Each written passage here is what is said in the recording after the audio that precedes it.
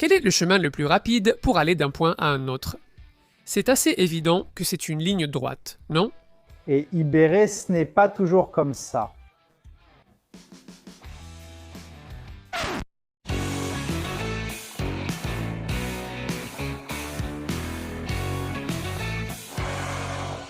Le défi aujourd'hui est le suivant. On va lâcher une petite balle de là-haut et elle doit arriver ici à la fin. Ce qu'on va tester, c'est quelle rampe permet à la balle d'arriver le plus rapidement possible. Et la rampe gagnante est celle de la courbe brachistochrone. Brachistochrone vient du grec brachistos, qui signifie le plus court, et chronos, qui signifie temps. Et ce défi a déjà poussé beaucoup de gens de l'Antiquité à se creuser les méninges. Il est temps de te mettre à l'épreuve. Passons à l'action. Une ligne droite et une courbe. Alors, Ibéré, tu maintiens ton pronostic? Il semble qu'il descendra plus vite en ligne droite, c'est ce qu'on imagine, puisque c'est le trajet le plus court. S'il descendait plus vite sur la ligne droite, on n'aurait aucune raison de faire ça, car ce serait trop évident. Donc, puisque ce n'est pas évident, je pense qu'il vaut mieux tester. On peut y aller, allons-y. 2, 3 et c'est parti. Dieu loin, Ibéré. Mon Dieu.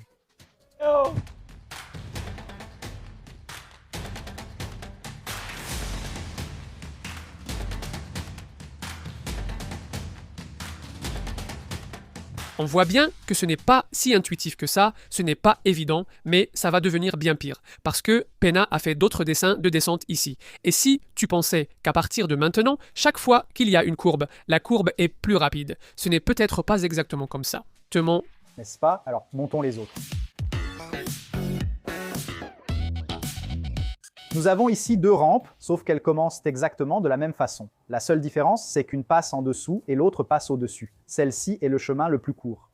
Maintenant, je deviens plus malin. Je vais parier sur celle qui descend. Ouais, c'est ça. C'est pour aller plus vite? Non. On va libérer un peu plus en bas, car ces billes de Penna veulent faire des acrobaties ici. Mais ça marche. La logique reste la même. Je crois que cette fois, j'ai réussi, hein?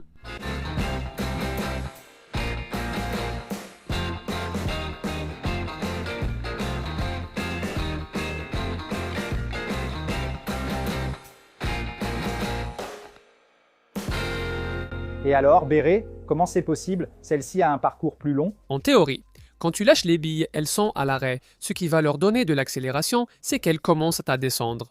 Et quand les choses tombent, elles accélèrent. Non? Donc, en gros, quand elles tombent, c'est comme si on appuyait sur l'accélérateur d'une voiture. Donc ici, l'accélération est la même. Sauf que ici, l'accélération de celle-ci continue. Ici, le gars lève le pied de l'accélérateur et ici, ça continue d'accélérer. Sur ce tronçon, la bille la plus basse va bien plus vite. Et on voit qu'elle passe devant. Ici, elle passe clairement devant. À la fin, il y a une rampe, ce qui équivaut à un frein. Donc, sauf que la rampe a exactement la même taille que la descente. Donc, elle compense cette descente. Et elle finit par arriver à la fin, devant parce qu'elle a parcouru une grande partie du chemin beaucoup plus rapidement. Donc si ce chemin qu'elle parcourt avec plus de vitesse est long, Elle arrivera encore plus loin devant. elle arrive plus loin devant. Maintenant, c'est la même chose qui s'est passé sur l'autre rampe. Sur la rampe droite, l'accélération est constante tout au long du trajet. Sur la courbe, elle accélère beaucoup au début et très peu à la fin. Donc, même si le trajet est plus long, du fait que tu es plus rapide et que tu as accéléré plus tôt, Tu arrives plus vite, ça vaut le coup, ça vaut le coup. calme-toi, Ibéré, il y en a une de plus. Là, elle est fichue, car celle en W va perdre, regagner puis reperdre de l'accélération. Je pense qu'elle ne sera pas la plus rapide. Elle sera plus rapide que celle-ci, même si pas la plus rapide. Je pense que oui. Cette courbe sera plus rapide que la ligne droite. Je parie que celle du milieu gagne, suivie de la courbe, puis de la ligne droite. On va voir. 2, 3, c'est parti. Je crois que j'ai perdu, non? Tu as perdu.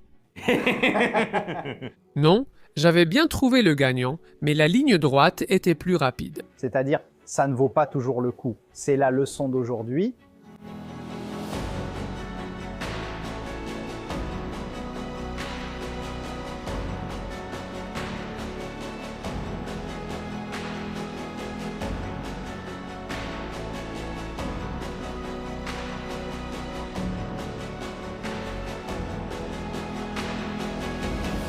Maintenant, on a une question intéressante ici, puisque selon la façon dont la bille descend, si elle descend plus ou moins, si à la fin elle doit remonter un peu, cela fait que la bille peut descendre plus vite ou plus lentement. Quelle est la forme idéale pour qu'elle aille le plus vite possible? Qu'est-ce que la brachistochrone?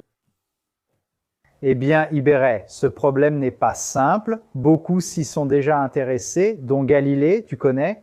Je le connais, Pena. En fait, j'ai même une petite rivalité avec ce Galilée. Une fois, on a essayé de fabriquer le thermomètre de Galilée, ici sur Manual do Mundo. C'est l'une des choses les plus belles que j'ai jamais vues. C'est l'une des plus belles expériences de physique que j'ai jamais vues. On a mis une semaine et tout a échoué. Mais, enfin, pour ceux qui ne connaissent pas encore Galilée, c'est un gars très important en astronomie, parce qu'il a été l'une des premières personnes à observer les astres en utilisant une lunette.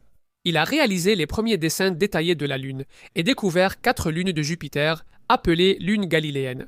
Plus important encore, ses études sur le mouvement. Exactement. Il adorait mesurer et voir comment les choses se déplaçaient, et ici, tout est lié au mouvement. Donc évidemment, il a essayé de résoudre le problème de la brachistochrone.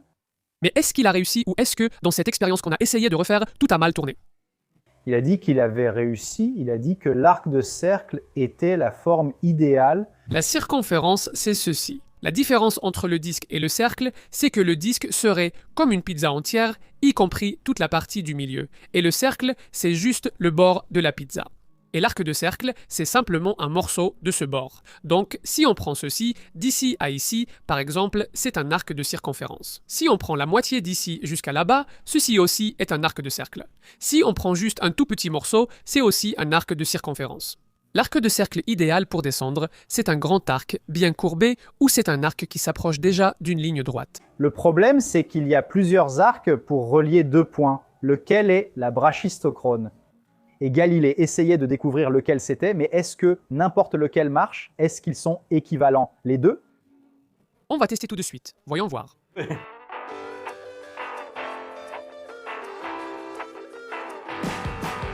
Ici, on a la droite qui était là au début aussi et 2 arcs de cercle. Celui-ci est un cercle géant. Celle du milieu est un grand cercle amputé d'un morceau. La dernière, un cercle un peu plus petit. Maintenant, il y a une question ici, n'est-ce pas? Celle qui est devant, elle descend, la petite boule passe même sous le point d'arrivée. Elle devra remonter un peu à la fin. Mais en contrepartie, elle a aussi accéléré. Accélérer davantage. Je parierai sur elle. Voyons voir. Voyons voir. Ami, je crois que tu as gagné.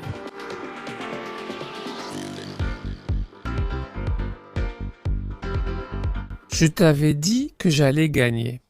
Cela signifie, Ibéré, que les arcs ne sont pas identiques ni équivalents. Au final, Galilée n'a donc pas trouvé. Non, il a juste rusé, mais il y a eu quelqu'un qui a trouvé. En 1696, Johann Bernoulli a proposé ce défi à tous, estimant qu'il méritait une attention particulière, et l'a résolu en 2 semaines. Et quelle est cette forme? Ce n'est pas un arc de cercle, mais ce qu'on appelle une cycloïde. C'est cette petite courbe bleue. Oui, on a une roue qui tourne, et si on suit n'importe quel point du bord de la roue, Il va former ce que je peux appeler un arc. c'est un arc, mais pas un arc de cercle. D'accord. C'est une cycloïde, car elle est formée par quelque chose qui tourne. Et on place ça ici sur la rampe. Oui, si on prend une forme qui s'adapte exactement entre les 2 points, ce sera théoriquement notre brachistochrone. C'est la brachistochrone. Vraiment? Oui. Maintenant, on connaît le nom de cette figure qu'on a faite avec le pneu du vélo. Dans cette vidéo où j'ai mis l'Arduino sur le pneu du vélo, où on a pris une photo en pose longue, n'est-ce pas? C'est une cycloïde.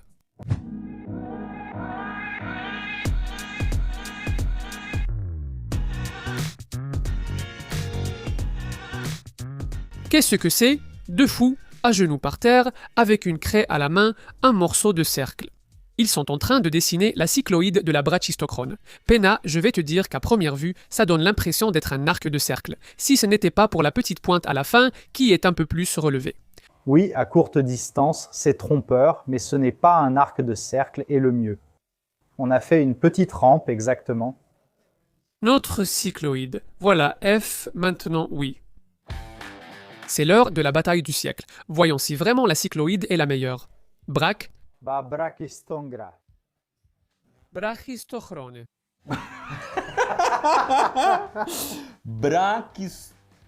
Brachistochrone. Ouais. Non, je suis Tochrona. 32 chrono. Ha ha ha ha ha ha ha. 2, 3 et c'est parti. Je pense que les propres softs ont gagné, mec.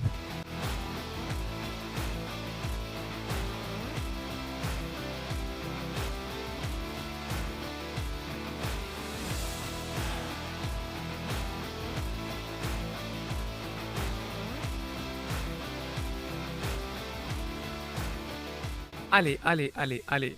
Là. Il a gagné la course de loin comme ça. Mais il y a quelque chose de cool à propos de cette brachistochrone, n'est-ce pas? Celui qui l'a découverte, c'était Johann Bernoulli. Il lui a fallu 2 semaines, d'accord? Bon. Ensuite, il s'est senti tout fier et il s'est dit « Qui vais-je défier ?» Newton. Newton était alors déjà âgé, ayant une 50aine d'années, presque à la retraite. Newton. Quelle courbe fonctionne le mieux? Oui. Et donc, Newton a reçu ce défi à 4 heures de l'après-midi et à 4 heures du matin, c'était prêt. Même Newton ne déçoit jamais. Mais ce n'est pas encore fini. Il y a une dernière surprise. Je vais lâcher 3 billes à 3 endroits différents. D'accord? Selon toi, laquelle atteindra le point le plus bas là-bas? Regarde, le point le plus bas, ici, pas au bout. Ici. C'est ça. La jaune qui est ici, celle qui a le moins de chemin devant elle. Les 3 sont passés en même temps ou c'est juste une impression? Comme il était plus difficile de les lâcher, on a improvisé un autre système de lâcher ici.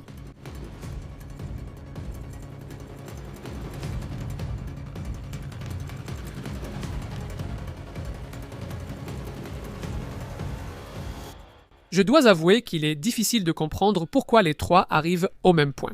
L'accélération de celle la plus loin est-elle vraiment suffisante pour rattraper les autres? Les mathématiciens Euler et Lagrange se sont demandé s'il existe une courbe permettant de toujours mettre le même temps pour la parcourir, quel que soit le point de départ.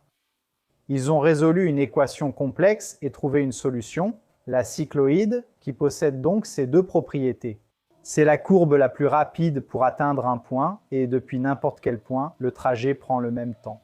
À travers cette étude de cette courbe qu'on appelle la totochrone, totochrone, totochrone, toto signifie même, chronos, chronos, du temps, temps, Même temps.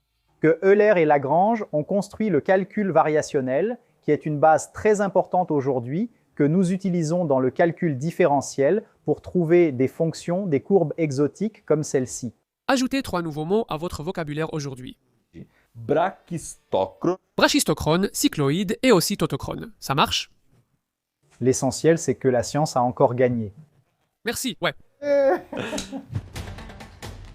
Jusqu'à présent, on avait une demi-brachistochrone, puis Penna a voulu en assembler 2 pour former une brachistochrone complète, de sorte que quand on lançait une bille de chaque côté à des positions différentes, elles se rejoignaient parfaitement au milieu. Elles se heurtaient exactement au centre. Mais bon, au moment de couper en 2, il y a quelques imprécisions, on ne faisait pas tout avec des machines ultra précises. Donc, si ça marche, c'est qu'il y a quelque chose qui cloche. 2, 3 et c'est parti. Oh ah! Ah! Ah! Ah!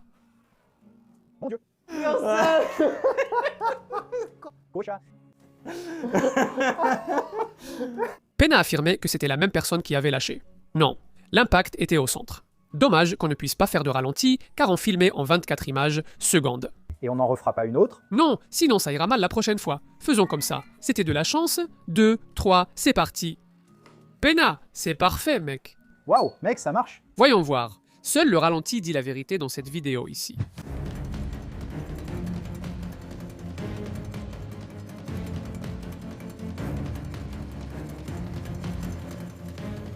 En fait, c'est exactement la même expérience qu'avant, juste faite d'une manière différente, non? Oui, on a monté une cycloïde complète, c'est ça. Si le temps qu'il faut pour aller de n'importe quel point jusqu'au milieu est le même. Peu importe d'où on lâche. N'importe quelles 2 petites balles se rencontrent au milieu. Et si on exagère, mais là au début, moi je la mets ici. Tu penses que ça va? C'est que là, le frottement va peut-être commencer à influencer, mais allons-y, allons-y. 2, 3 et c'est parti. L'une a sauté par-dessus l'autre. On recommence sans accident. 2, 3 et c'est parti. La tienne a aussi eu un peu de retard? N'est-ce pas? Oui, la mienne a eu un petit retard, mais c'est presque ça. Non, mais oui. D'accord? On peut illustrer l'idée. Avec notre marge de précision, le point est validé.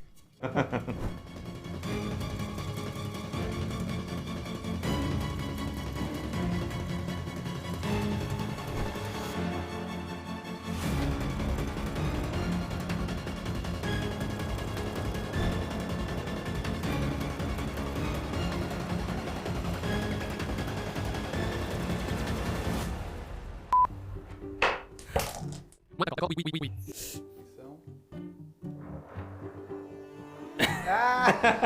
1, 2, 3 et...